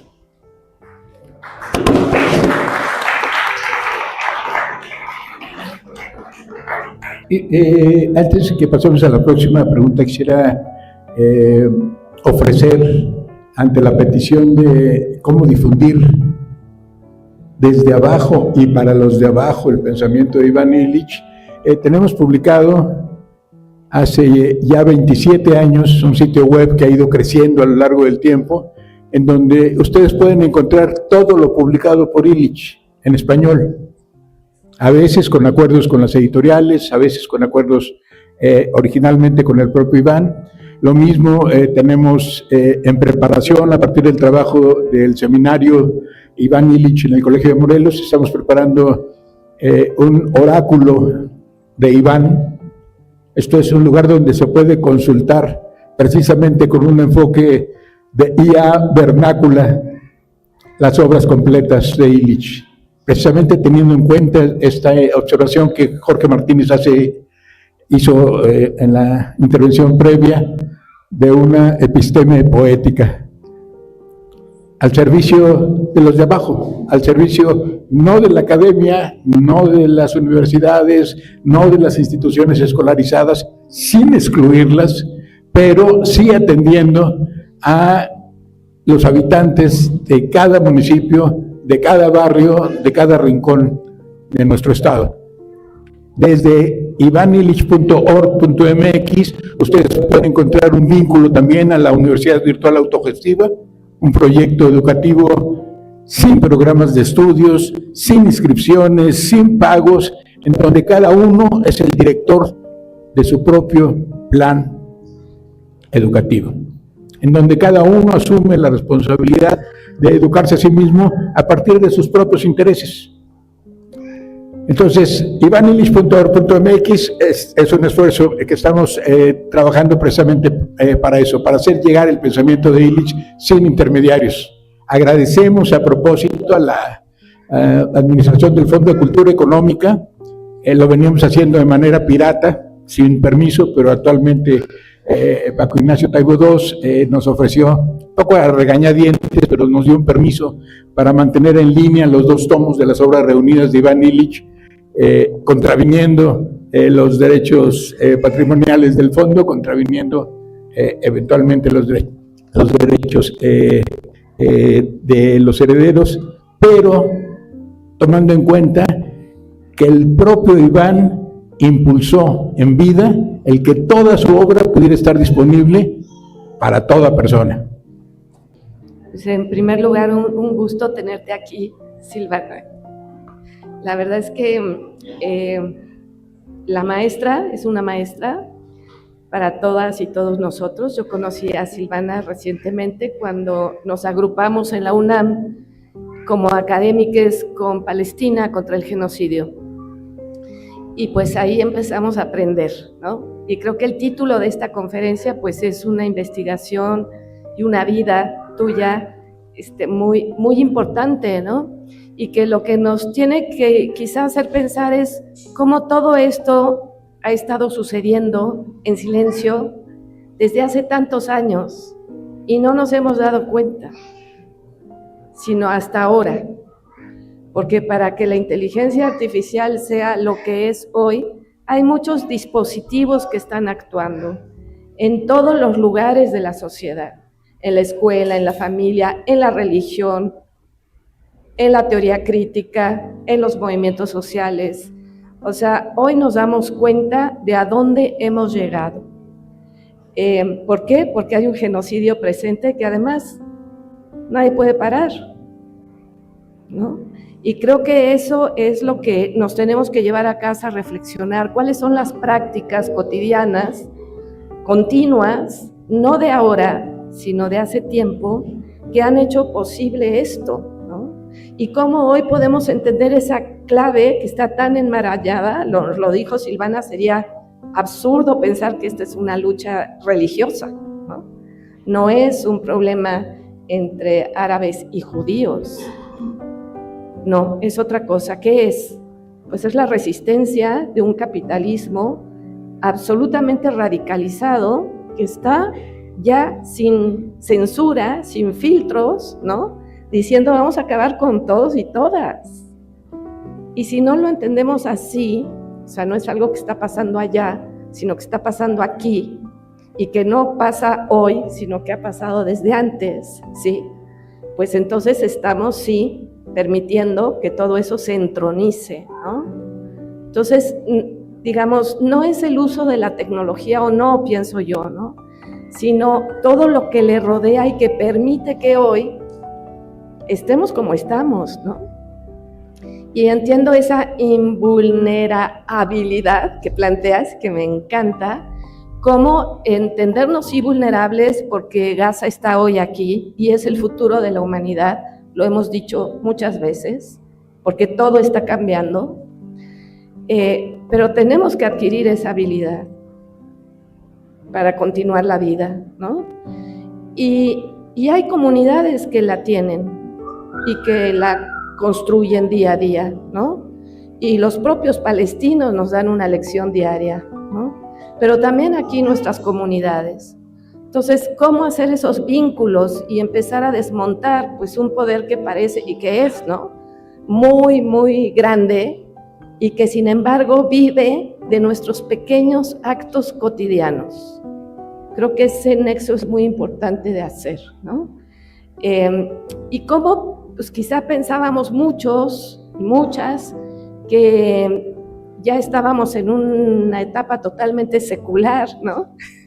Y que estos discursos no tenían ningún impacto y de repente, pues nos damos cuenta de que no. Y tanto así que el Papa lanza su encíclica, que es como una respuesta a todo eso. O sea, sí hoy estamos en una lucha teológica y tenemos que entenderla y posicionarnos de algún lado, ¿no?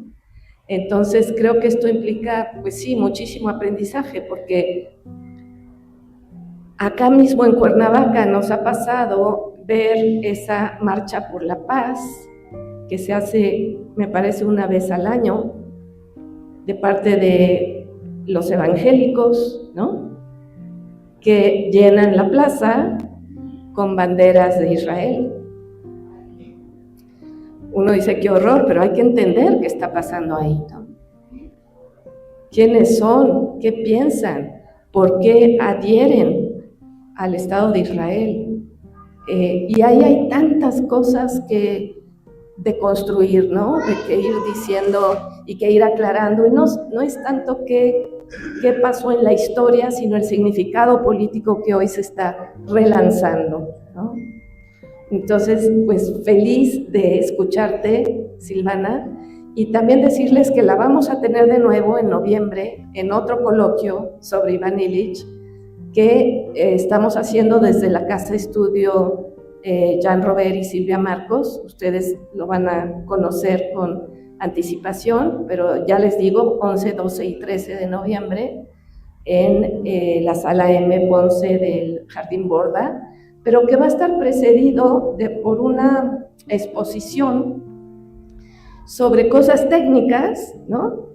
Como el baño seco, como una serie de prácticas que también, inspirados por Iván y mucho por Jan Robert, pues se están llevando a cabo desde hace tiempo aquí en Morelos. Y eso tiene sentido también un poquito lo que decía el Topo, ¿no? Vincular nuestras prácticas cotidianas con esta cosa tan grande que está acá arriba, que es cómo se dirige la política hoy, ¿no? ¿Qué significa la política hoy? Entonces, pues nada, muchísimas gracias.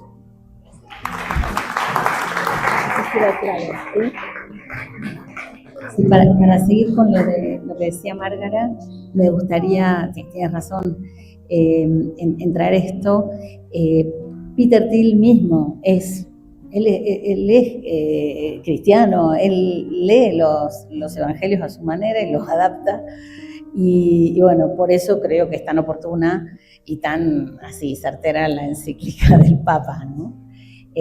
Pero también quisiera decir que esta cuestión de hablar de árabes y judíos es profundamente imprecisa, porque hay judíos árabes que vivieron durante más de un milenio en medios musulmanes, en países árabes. Ellos son judíos y árabes, y hay una traducibilidad entre el Islam y el judaísmo que ellos la experimentaron. O sea, eso se volvió, todo el problema empezó con el Estado, porque bueno, en ese momento ellos tuvieron que dejar esos países donde vivían. Lo pueden ver hoy cuando llega cae un misil de Israel en Irán y el rabino dice, no, pero nosotros no estamos a favor de esto, ustedes así no nos defienden, nosotros queremos vivir acá, ¿no? Entonces, esa cuestión de, primero, desarmar un poco el discurso, no es árabes contra judíos.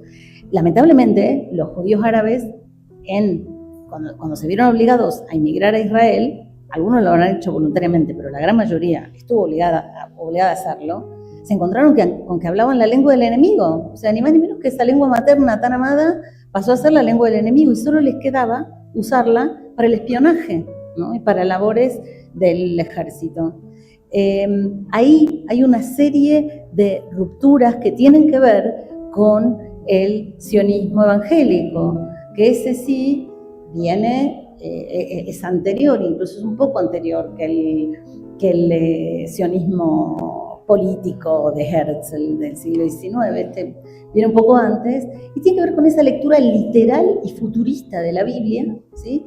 Que como la leen como si fuera un mapa, o sea, Jerusalén es la Jerusalén del mapa, ¿no? No es verdad.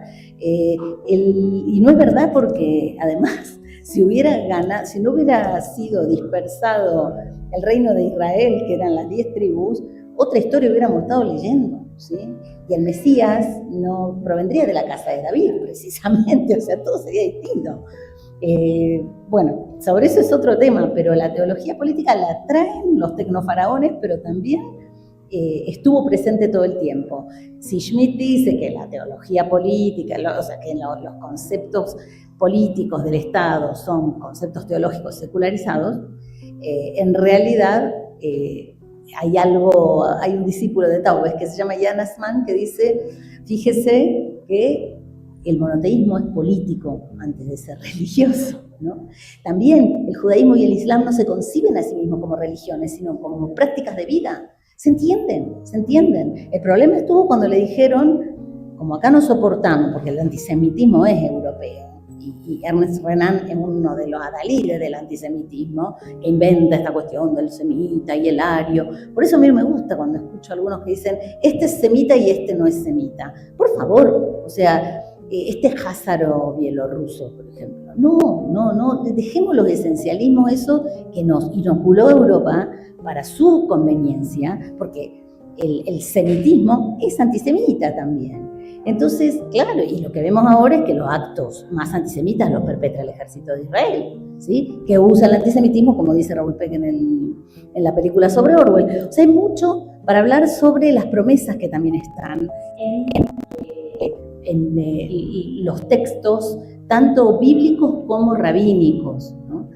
Hoy en día esa lectura literalista de Jerusalén hace que algunos fanáticos, y que son cada vez más, vayan con corderos a las mezquitas para sacrificar corderos, ¿no? Pascuales. Eso es gravísimo. Eso es lo que está atentando, es contra el Islam. Lo que quieren hacer es destruir las mezquitas para volver a construir el templo. Pero mientras se les adelantó Edir Macedo en San Pablo y hay un templo, una réplica del templo de Salomón para 10.000 feligreses, ahí en San Pablo, ¿sí? Y a Dilma Rousseff le tocó ir a inaugurarlo, porque ¿quién se pierde a 10.000 electores, no? Bueno, sobre eso es lo que hay que hablar, ¿no? Digamos, la pauta la marca el sionismo que de origen es cristiano y que, bueno, hace que se transgreda todos los principios del judaísmo, empezando por el monoteísmo, empezando por la soberanía de Dios, que es el soberano del mundo, en este caso, ¿no? Bueno, yo he documentado con todos los usos militaristas de la lengua, ¿no? Pero sí hay mucho para dejar de lado nuestro antirreligiosidad automática. Gracias. Sí, bien. Ya de tu intervención me encantó, Silvana, gracias por estar aquí. Y me encantó ver en efecto cuánta gente hay interesada por este momento tan difícil para el planeta, no solo para Palestina, la verdad, para la humanidad. Y me quedé pensando, bueno, ¿en qué momento el desarrollo tecnológico empezó a volverse en contra del ser humano? Yo diría que mínimo desde la revolución industrial. desde la revolución industrial que implicó, por supuesto, el holocausto de los pueblos de América, la primera gran globalización, ¿no? Una colonización a nivel continental, digamos, mayor de la que había hecho el Imperio Romano y otros imperios del sur. Entonces, como por ejemplo los trabajadores veían las máquinas que deberían de haberlo ayudado, apoyado, como decía Marx, para poder tener más tiempo para su desarrollo personal y no estar 16 horas ahí en el trabajo. Bueno, la máquina se volvió en contra del ser humano porque implicaba la falta de trabajo para muchos y el hambre para muchas familias, ¿no? Entonces me quedé pensando un poco en esto, pero también de ahí empecé a pensar, no soy una gran conocedora de Iván Illich, lo que he leído sí se me hace muy valioso, muy interesante, también se me hace como un poco pesado de leer, yo creo que para la mayoría de la gente, me incluyo, ¿no? Como que tengo que estarme concentrando mucho para leerlo, pero también me quedé pensando que no hace falta ir tan lejos, vas a ver aquí los pueblos originarios de México, cómo están luchando precisamente por salvar la naturaleza, por cuidar los recursos, por cuidar la madre tierra, y no los tomamos en cuenta, dejan la vida en esto. El 12 precisamente de este mes en el Museo de Arte Indígena sobre Morelos, vamos a tener un homenaje, uno de los homenajes que hacíamos anualmente, al maestro Carlos Montemayor. Y el tema es precisamente a los 35 años de Guerra en el Paraíso, que es una de sus novelas más traducida y más, ¿cómo se dice?, premiada, ¿no? Sobre la guerrilla de Lucio Cabaña. Y vamos a tener ahí ponentes que nos hablen sobre este trabajo de Carlos Montemayor, pero también vamos a tener los representantes del CIPOG, o sea, de los pueblos de la montaña de Guerrero que están luchando ahora en contra de los ardillas, porque los ardillos, como digo, el crimen organizado, apoya a las en general son transnacionales, pero mineras, etcétera, que están destruyendo su territorio, y su territorio es el nuestro. Nosotros comemos de la tierra, no comemos del Pentágono. Entonces, ellos están luchando precisamente y están siendo asesinados con todo el tiempo, todos los días. Si ustedes leen el periódico, y están dando la batalla solos, ¿y nosotros qué hacemos? Entonces, bueno, pues nomás los invito muy cordialmente el 12 a las 12 también en el Museo de Arte Indígena para este evento que enlaza Guerra en el Paraíso con la situación actual de los pueblos de Guerrero.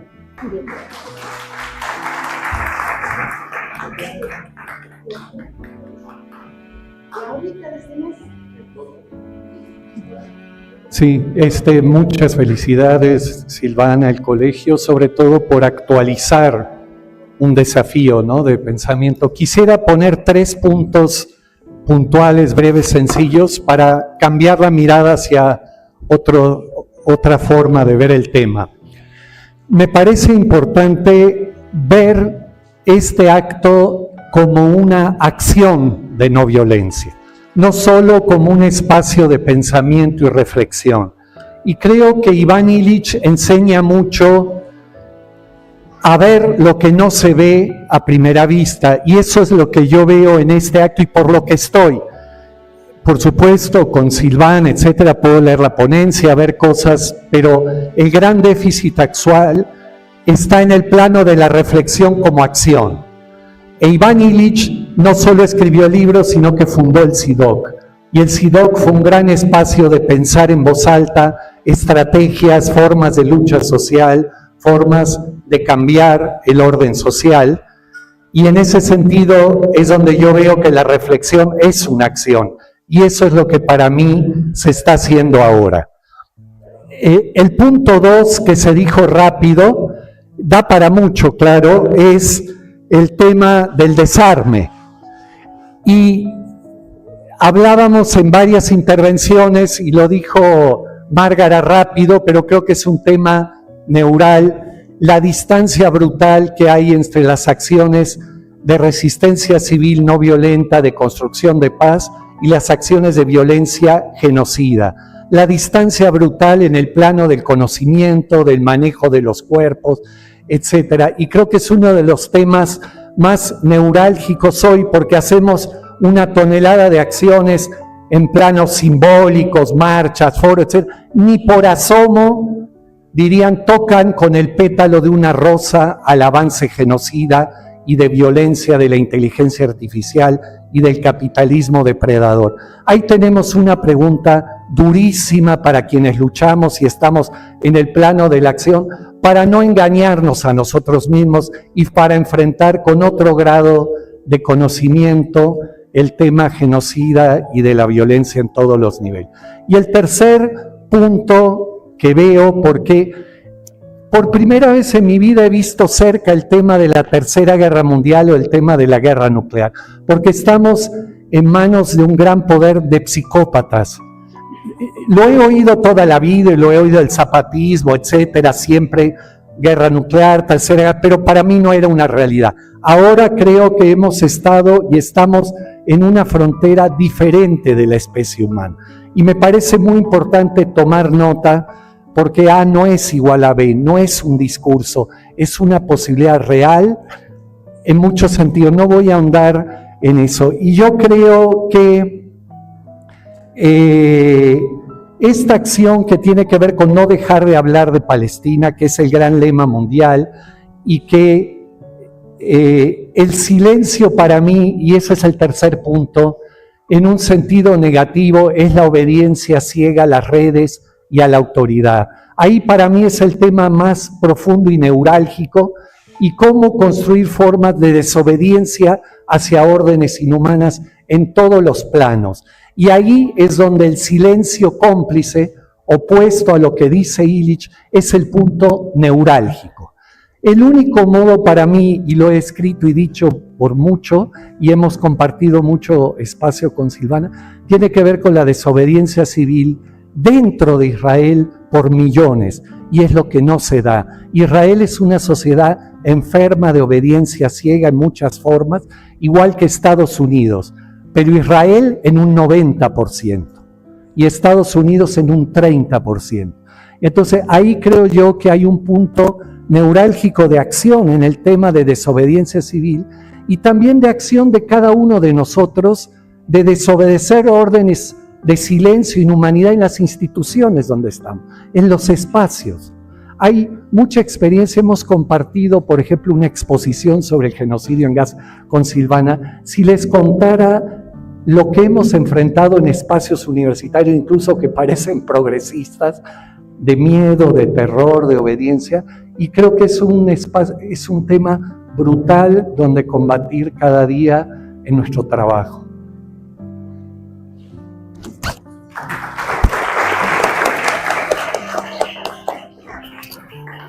Muchas gracias, Pietro. Yo siempre aprendo tanto de ti. Una cosa que quisiera decir a la compañera, hay un término que no usé en lo que expuse, pero estuvo presente todo el tiempo, que es la proporcionalidad, ¿sí? El problema de la desproporción que hay, y eso es una de las líneas donde va a haber que trabajar, ¿sí? Desde una mirada contrahegemónica.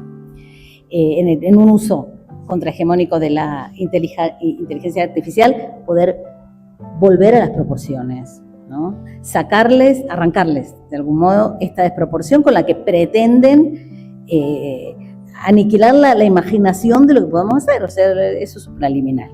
Y yendo con lo de Pietro, sí, sin duda, yo creo que tenemos que probar por toda la vía, o sea, y también hay que, conocemos las resistencias que hay adentro de la universidad, y hay que traer esta discusión, y lo hacemos de mil maneras, pero por supuesto que también tiene que estar en las calles, y donde más puede llegar a florecer de maneras mucho más insumisas y creativas. Respecto del de la resistencia pacífica, yo creo que hay una que sí es bien efectiva, y es la del boicot, la desinversión y las sanciones. Esa pega. Y ellos por eso también la atacan tanto. Y por eso ahí sí nosotros tenemos que estar muy atentos tratando de incidir en nuestras instituciones. No tanto deja de comprar tal marca, porque no vamos a poder comprar nada. O sea, tenemos que poner un huerto y fabricar todo, y el que puede, qué bueno, pero los que no podemos, ¿qué hacemos? Entonces, pero sí ir contra los grandes, y en nuestros lugares de trabajo, y en los lugares donde se puede incidir, en el Congreso, ¿sí?, de Morelos, por ejemplo, exigir las compras éticas, ¿sí? Se puede, el boicot les duele, exigirle al gobierno federal que participe de las sanciones, ¿sí? Desde 1982, antes de Sabra y Shatila todavía, en julio de 1982, la Unión Soviética había pedido el embargo de Israel. Pero bueno, está el famoso veto, ¿sí? Que parece que el único que usa el veto es Estados Unidos, porque en esa resolución 2803, que tuvo lugar el 15 de noviembre del 2025, que aplaudió y vio con beneplácito el plan de paz de Trump, había dos vetos que no se ejercieron, el de China y el de Rusia, que se abstuvieron, y para abstenerse ya, ¿de qué sirve, no? Podían haberlo vetado, pero ni siquiera para eso nos sirve el veto, ni cuando está a favor nuestro. Y lo otro, sobre el tema de la desobediencia en la sociedad israelí, es muy interesante eso. Mira, yo me puse a trabajar en febrero del 2024 con a partir de un artículo que escribió en el diario Yaniv Itzkovich, que es un escritor que en 2002 había sido objetor de conciencia. Y escribe en febrero del 2024, yo me enrolo ahora, porque esto que hicieron no es posible que lo hayan hecho, no distinguieron entre los que éramos de izquierda y los que no, el campo de la paz, que les gusta llamarlo, y los halcones, y entonces ya no hay, tenían razón, no hay con quién hablar, tenían razón de parar, no hay con quién hablar, tenían razón de que me siento arrepentido, dice él, de haber desconfiado del gobierno, ¿sí? Y entonces yo me fui a leer una entrevista que hizo una mujer amiga en el año 2002 a varios objetores de conciencia para ver cómo explicaba esa actitud que es tan plausible, ¿no? Porque ser objetor de conciencia es todo un paso, y ahora hay muchos chicos que prefieren ir al calabozo antes que enrolarse e ir a perpetrar crímenes. Y resulta que cuando uno se pone a ver el discurso, que vuelvo a decir, la acción está buena, pero el discurso es muy arrogante. O sea, ellos son objetores de conciencia esperando el aplauso, creyendo que van a iniciar un camino que van a imitar, que van a hacer tendencia, como dicen los jóvenes ahora en las redes, ¿sí? Y así no se es humilde objetor de conciencia, ¿sí? Y eso hace que aquel que en el 2002 hizo lo correcto, pero lo hizo desde un umbral de arrogancia que no era el requerido, después, en el 2024, todavía diga, yo voy a desobjetar, que es lo más desolador de todo, porque aquel que nunca objetó todavía da esperanza, pero el que sí, y ahora tiene todos los elementos, ahora es más arrogante, 5 veces más arrogante. Entonces, yo creo que ahí sí hay un problema, que tiene, por eso volví al texto del año 43 de Coiré, cuando él habla cómo circula la palabra en un régimen totalitario. Y uno va a decir, no, pero si es la única democracia del Medio Oriente, como le dicen, que es el occidente de Asia. A ver, sí circula con libertad la palabra, pero circula de tal manera que nosotros, ese nosotros, sabe el verdadero significado de las palabras que decimos, y a los otros se las decimos para que las entiendan, como las vayan a entender. Una cosa clarísima pasó en 2012, la operación, el ataque a Gaza del 2012, le llamaron pilar defensivo en inglés. Pero en Vereda se llamaba columna de nube. Y la columna de nube, en realidad, es muy arrogante, porque es la forma en la que Dios acompañó a los esclavos liberados y los protegió en el desierto.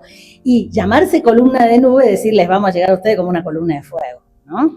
Entonces, eso no lo alcanzábamos a leer, porque tienen este doble rasero y porque una sociedad, por más que se esté convencida de ser internamente democrática, no entiende hasta qué punto está embarcada en esa trampa de la palabra totalitaria, donde la verdad para nosotros es lo contrario de la verdad para los otros.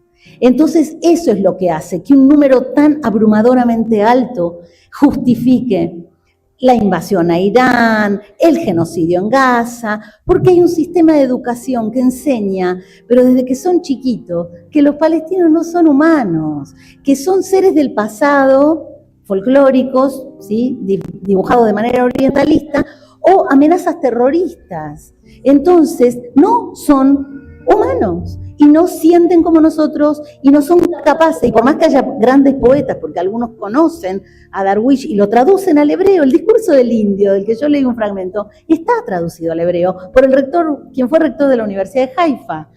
Se conoce, pero hay algo muy que viene de las entrañas, hay algo visceral, donde no se reconoce, y es típico del colonialismo de asentamiento, de pensar que aquel que estaba viviendo ahí es un ocupa, que en realidad la tierra nos pertenece y hay que sacarlos por todas las vías, ¿no? Entonces, o sea, es difícil entender eso, pero por otro lado, a mí me costaba porque dije, ¿cómo puede ser que dice esto este muchacho en 2024? O sea, si 22 años hizo lo correcto. Sí, hizo lo que había que hacer, pero no. La lengua hebrea secularizada para mí es el problema de mi obsesión, tú lo sabes, desde el año 2010 que estoy trabajando sobre eso, ahí en la secularización de la lengua hebrea, en haberle arrebatado a esa lengua del ámbito ritual en el que estaba, porque no estaba muerta, pero era ritual, no tenía que salir. Eso lo sabía Gershom Scholem. En 1926, Gershom Scholem le escribe una carta a Franz Rosenzweig diciéndole de los peligros, porque Rosenzweig estaba en contra de la secularización de la lengua. Y Scholem dice, hay peligro. El peligro es una cosa que yo en un artículo le llamo la carta robada. Estuvo ahí presente la reconstrucción del templo. Ese es el tema, reconstruir el templo de Herodes. Y ahí es lo que Scholem sabía y que prefirió nunca. Esa carta no se publicó en vida, esa carta se publicó en el año, después que murió él, la publica Stefan Moses. Él era consciente de ese peligro que estaba en la secularización de la lengua, que era instrumentalizarla para administrarla y administrar la lectura literal de la Biblia. Y bueno, eso es lo que estamos viendo. Nos hace pensar mucho este historiador que nombré antes, Amnon Razgrat-Kotzin, cuando dice, fíjense que cuando fueron expulsados de España, el círculo de Luria se instala no en Jerusalén, porque Jerusalén era un concepto, no era la ciudad del mapa. Y se van a Safed, y en Safed conciben un Dios en el exilio, porque el exilio no es algo anómalo, no es algo que debe combatirse. La lectura literal del exilio que hace el sionismo es muy dañina y lleva al cálculo demográfico, que dentro del sionismo había discusiones. Martin Buber decía, el cálculo demográfico, que es lo que está llevando al genocidio, es inmoral. No podemos venir como una minoría perseguida a volvernos una mayoría perseguidora, ¿no? O sea, eso estaba todo en las discusiones. Fue muriendo la discusión, se implantó esa lengua con toda la arrogancia porque le arrebataron a Dios la soberanía, ¿sí? Ribón Olam quiere decir el soberano del mundo, dejó de serlo para tener esto que tenemos ahora, ¿no? Entonces, por eso ese dolor con el que preguntas y que sé que, porque te conozco, que es muy de adentro, ¿cómo puede ser que esa sociedad no se dé cuenta de lo que está haciendo? Algunos sí, por supuesto, siempre los hubo, ahora hay un poco más, no hay duda, pero no alcanza.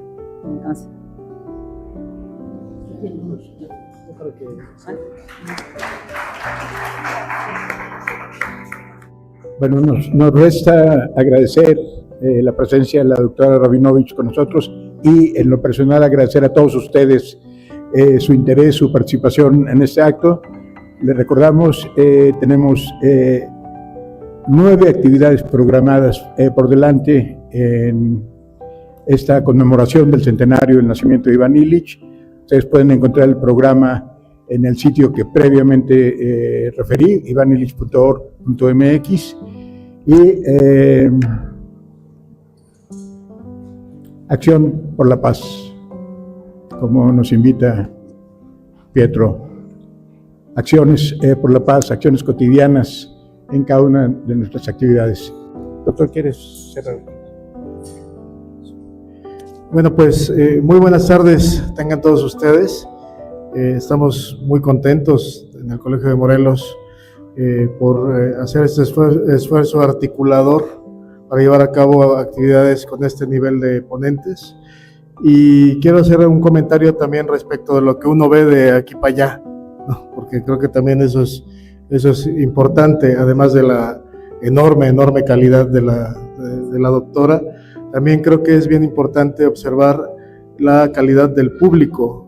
No quisiera yo detenerme en cada uno de ustedes, pero la verdad es que veo un público que impone, ¿no? O sea, porque claro, muchos de ustedes son figuras claves, señeras, ¿no? En la vida pública del Estado, del país, y este esfuerzo por rescatar el legado de Iván Illich a 100 años de su natalicio, pues se convierte en una verdadera celebración donde se articulan esfuerzos interinstitucionales, por supuesto, pero también con la sociedad civil, y eso me parece muy valioso. Yo aquí veo gente de la UAM, de la UNAM, ¿no? De la Casa Estudio Silvia Marcos Jean Robert. Veo un público amplio, plural, nutrido, y que además se presta a la discusión de estos temas importantes, ¿no? Quiero decir que para el colegio, que tengo el honor, ¿no?, de encabezar sus trabajos, es realmente muy estimulante, ¿no? Muy estimulante observar este tipo de respuesta. En este caso, pues bueno, nos articulamos, pues sí, con la UAM, con el INA, con la Secretaría de Educación Pública. Bueno, también hay gente de Gobierno del Estado, ¿no? Doctora, gracias por su asistencia. Y esta manera de escucharnos, ¿no? De escucharnos entre todos nosotros, creo que es muy valioso, un esfuerzo para la paz, ¿no? Como decían aquí mis compañeros. Y como ya decía Braulio, pues es parte de una serie de actividades que culminarán en septiembre, pues ya con propiamente la celebración del natalicio de Iván Illich, bueno, y del maestro Julián, que viene también en representación del Gobierno del Estado. Y bueno, por supuesto, quiero hacer ese énfasis, pues, ¿no? El Colegio de Morelos, pues, evidentemente, pues tiene este interés, ¿no?, en participar en los temas importantes de la vida pública. Y pues bueno, no me queda más nuevamente que agradecerles a todos ustedes, a los compañeros que me acompañan en el Presidium, pero a todos y cada uno de ustedes realmente muchas gracias. Y bueno, le vamos a dar un cierre institucional entregándole una constancia a la doctora. Por favor, doctora.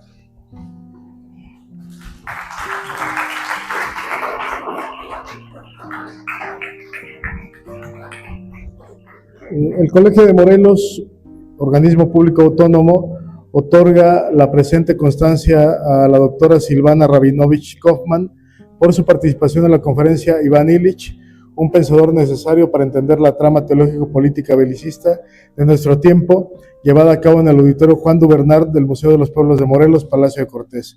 Provechosamente morelenses, generosamente universales, se extiende la presente constancia en Cuernavaca, Morelos, a 5 de junio de 2026. Muchas gracias a todos.